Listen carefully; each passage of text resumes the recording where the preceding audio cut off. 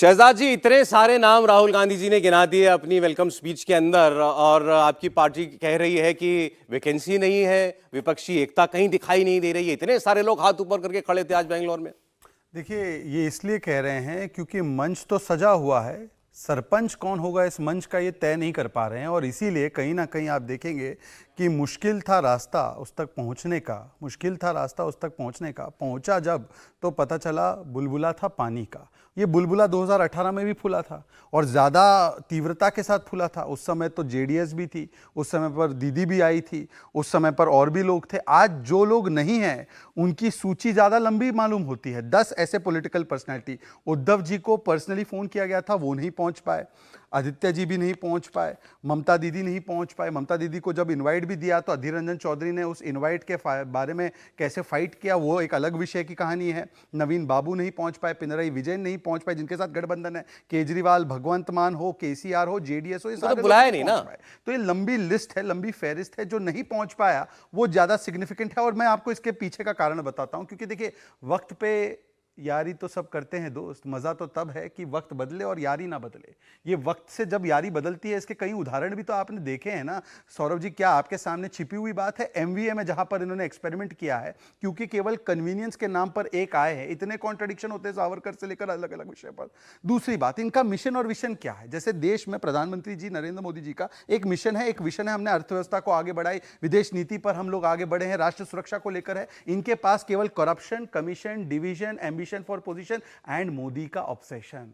ये मोदी के ऑब्सेशन के ग्लू के साथ कितने दिन चलिएगा? इसीलिए मैं कहता हूं कि इसके पास कोई एक आधार ठोस नहीं है। और आखिरी बात समाप्त करूंगा कि देखिए, 41 चुनाव हुए हैं पिछले 9 वर्षों में, उसमें भारतीय जनता पार्टी 21 चुनाव जीती है। इसका मतलब कि हम जो वादे करते हैं उसको पूरा भी करते हैं। यहां पर तो वादे दूर हो गए, हिमाचल के वादे पूरे नहीं हुए। हाँ, पर यहां पर पॉलिटिकल अडल्ट्री का ऐसा खेल चल रहा है कि एक अपने आप को पार्टी में एक नहीं कर पा रहे। राजस्थान से लेकर कर्नाटक तक जब ये एक नहीं हो पा रहे तो विपक्षी एकता दूर इनकी निगाह जो आए हैं उन पे नहीं है, जो नहीं पहुंचे हैं उन पे ज्यादा है।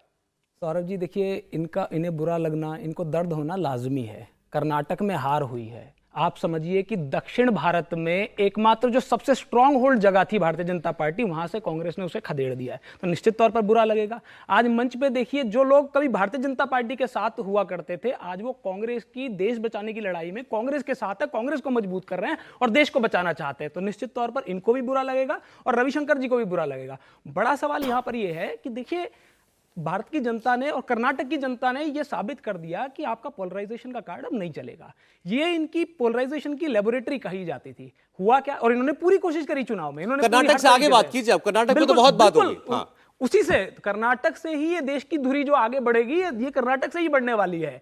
जनता ने, जिस जनता को ये अच्छे दिन का वादा कर रहे थे, उस जनता ने इनके बुरे दिन ला दिए। उसकी शुरुआत कर्नाटक से हुई है। और जो इसी साल जो बाकी स्टेट में चुनाव है, आप देखिएगा निश्चित तौर पर इससे भी बुरा हाल भारतीय जनता पार्टी का होगा। उसका कारण क्या है? जब चुनाव हुआ तो मोदी जी ने चुनाव अपने बारे में बना लिया। जनता के पहले प्रधानमंत्री जो अपने बारे में बात कर रहे हैं, जनता के मुद्दे के बारे में बात नहीं कर रहे हैं। प्रधानमंत्री अपनी लिस्ट लेके आए कि मुझे गाली दे रहे हैं।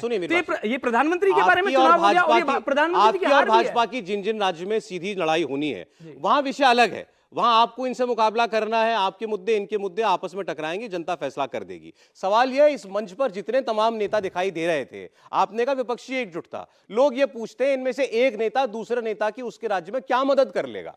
तो ये जो एकजुट हो भी जाएंगे सारे के सारे, तो इन आने वाले राज्यों के चुनाव में दूसरे की क्या मदद कर लेंगे? और 24 में कौन सा वोट दे देगा कोई दूसरे को? सौरभ जी, पहली बात तो ये कि विपक्षी एकता एक दिन का काम नहीं है। नीतीश जी ने जो ये मुहिम शुरू करी है, हम कांग्रेस पार्टी उसका स्वागत करती है।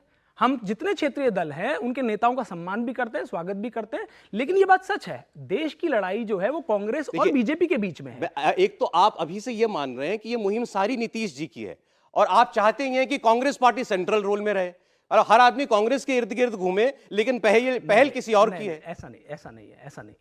नीतीश जी सम्मानित नेता है, वो किसी से भी बात करते हैं, अपने कद के नेता से बात करते हैं, कांग्रेस को उसका समर्थन है, उस बात का समर्थन है। लेकिन जहां तक बात क्षेत्रीय दलों की है, ये सब जानते हैं, चाहे वो सपा हो, चाहे वो टीएमसी हो, चाहे और क्षेत्रीय दल हो, सब जानते हैं कि उत्तर प्रदेश के अलावा सपा और नहीं है, टीएमसी बंगाल के अलावा नहीं है।